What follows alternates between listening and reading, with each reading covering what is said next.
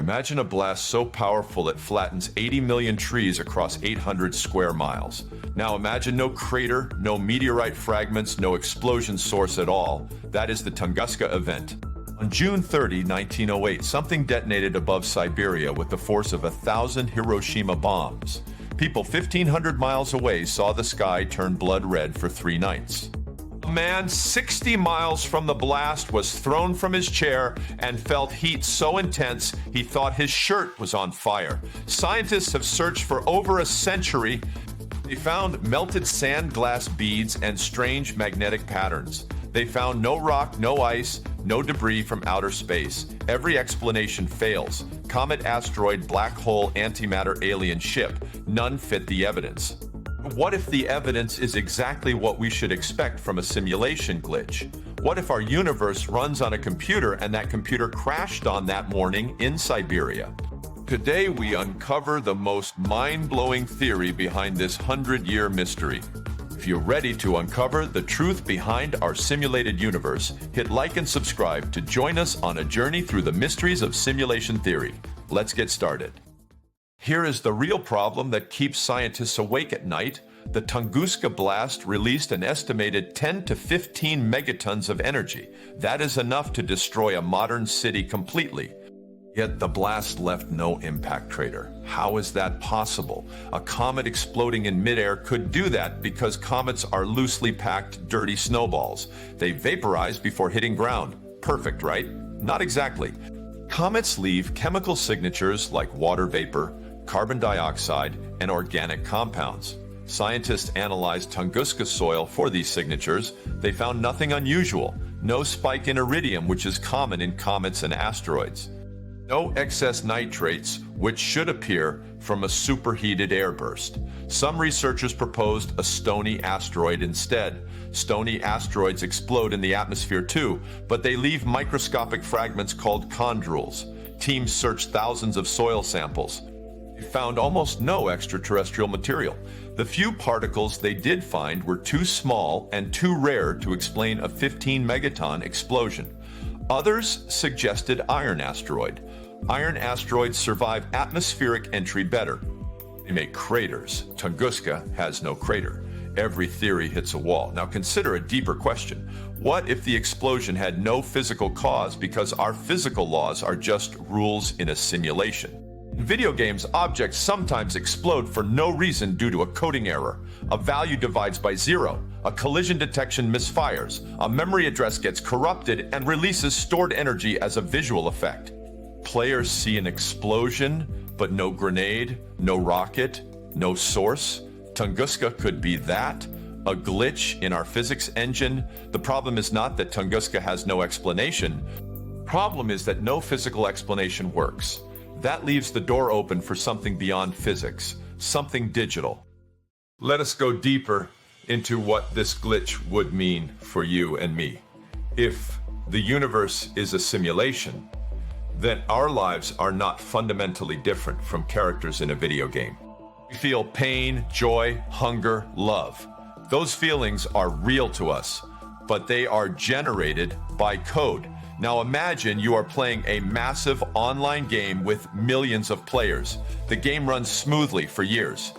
And one day a server glitch causes a random mountain to explode. No enemy, no bomb, no player action. Just a sudden burst of light and destruction. The game developers check the logs. They find a memory overflow in the terrain generation algorithm. A value that should have been 1 became 1 million. That 1 million triggered an explosion effect. Players see an event that makes no sense within the game world. They invent theories. A secret weapon, a hidden boss, a hacker attack. But the truth is far simpler. The code broke. That is exactly what simulation theory suggests for Tunguska. A variable in our universe's source code overflowed. That overflow manifested as an explosion because the simulation interpreted it as an energy release. Butterfly pattern of trees is the simulation rendering the aftermath correctly. The missing crater is the simulation having no object to place there because the explosion had no projectile. Strange magnetic patterns are data corruption artifacts like bad sectors on a hard drive. The carbon-14 spike is the simulation recalculating atmospheric physics after the error. Ask yourself this: have you ever experienced a moment that felt impossible? An object that vanished and reappeared? A memory of something that never happened? A date or time that seemed to skip? Those could be small glitches. Tunguska is a big one, a crash log written into the forest. Here is the most compelling evidence that simulation theory applies to Tunguska. In 2013, researchers published a study on tree rings from the blast zone, found a sharp increase in carbon-14 isotopes for the year 1908. Carbon-14 is produced when cosmic rays interact with atmospheric nitrogen. A comet or asteroid explosion does not generate cosmic rays. Why? The Spike 1 possibility is a solar flare. Solar flares produce cosmic rays, but no major solar flare was recorded in 1908 by any observatory. Another possibility is a supernova from a nearby star. No supernova was observed. The spike remains unexplained. Now consider simulation logic. When a computer encounters the error, it often recalculates affected data using error correction algorithms. That recalculation might generate random radiation patterns in the simulated environment. The carbon-14 spike could be that radiation, the simulation fixing corrupted data left over from the glitch. But there is more. In 2017, another team mapped magnetic fields in Tunguska soil. They found irregular oscillations that do not match any known geological process. These oscillations look identical to bit flips in magnetic storage media. Hard drives and computer memory produce exactly these patterns when data degrades. Coincidence? Maybe. But simulation theory predicts that glitches should leave behind digital fingerprints in the physical world. Carbon spike and magnetic anomalies are those fingerprints. They are evidence not of a space rock, but of a computational error.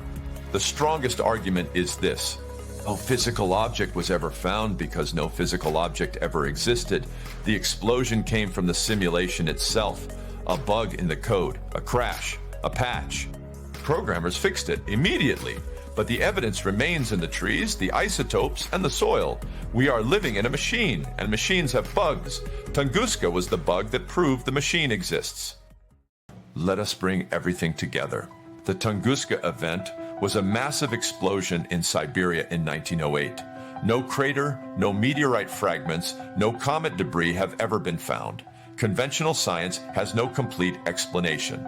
Simulation theory offers a bold alternative. What if our universe is a digital simulation running on some vast computer system? What if the explosion was a glitch in that system? A bit flip, a memory overflow? Rendering error. The carbon-14 spike in tree rings looks like data recalculation radiation. The magnetic anomalies in the soil look like bit flip patterns in storage media. Lack of any physical impactor suggests there was never a physical object. The explosion came from the code itself, not from anything inside the code. This does not mean your life is fake. It means your life runs on a deeper layer of reality, a layer made of information, not matter. Think about that the next time you see a computer glitch. Next time your game crashes or your screen freezes. Maybe you just witnessed a tiny Tunguska. The mystery remains unsolved. That is what makes it beautiful. We get to wonder, we get to question. We get to look at the universe and ask, what else have we misunderstood? What is your theory? Was Tunguska a comet, an asteroid, or a simulation glitch? I want to read your thoughts in the comments below. Also check out our video on the Mandela effect, which might be another glitch in our simulated reality.